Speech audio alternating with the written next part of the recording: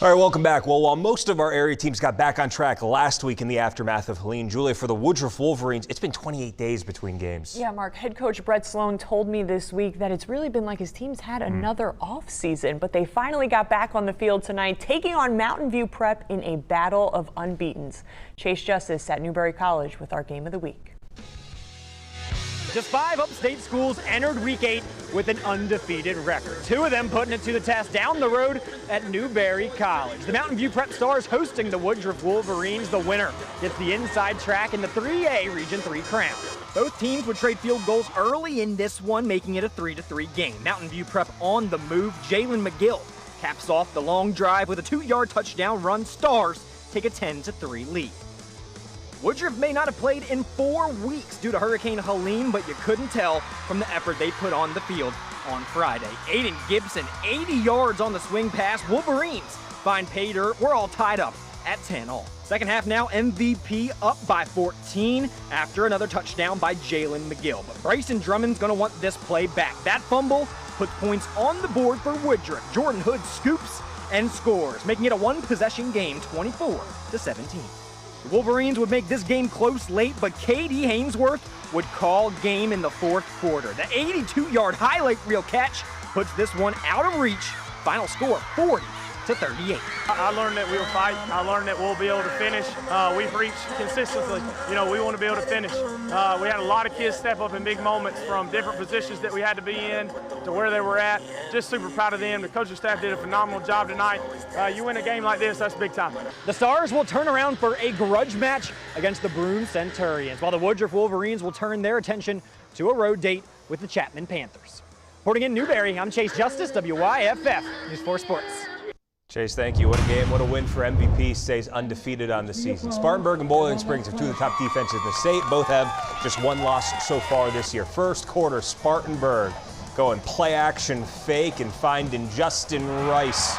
Big time conversion there, 18 yards and a first down. A couple of plays later, inside the 10, Trey Burke hooking up on the screen with Calvin Choice. He gets into the end zone, makes it 14-0 Spartanburg. And the Vikings, they were doing their thing on this night. They block a punt, take it back for another touchdown by Calvin Choice, and the Vikings get a 27-7 win. Let's keep it rolling on Week 8 of Friday Night Hits. They're doing it big down in Due West. The Dixie Hornets are 5-1 this year. That first loss coming last week against Whitmire, trying to get back on the winning end tonight against Ware Shoals. Led 21-14 at halftime, third quarter on the doorstep. Gabe Cade fighting his way in from 5 yards out. Dixie goes up by 14, and that's the final score on this night as the Hornets get to 6-1 with a 28-14 win over Ware Shoals. Burns is coming off a heartbreaking loss to Gaffney in double overtime last week. The Rebels have only given up more than 20 points in 1 game this season, but they faced an Eastside team tonight that hasn't given up more than 13 points in a game.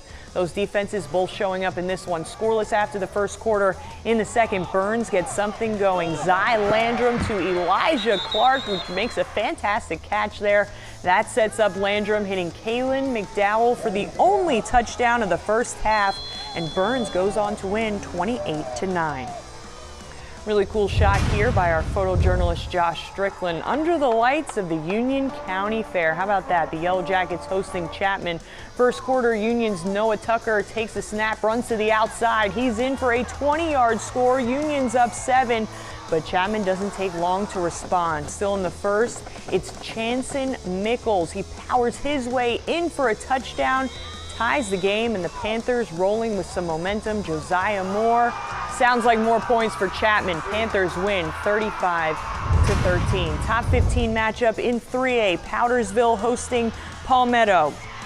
Second quarter, Patriots up 26-7, but Palmetto cutting into that lead. Cohen Wright for a score. Mustangs down 12, but later in the quarter, the Patriots punch back. Keegan Reed scoring there, and Powdersville comes out on top in this one, 39-29.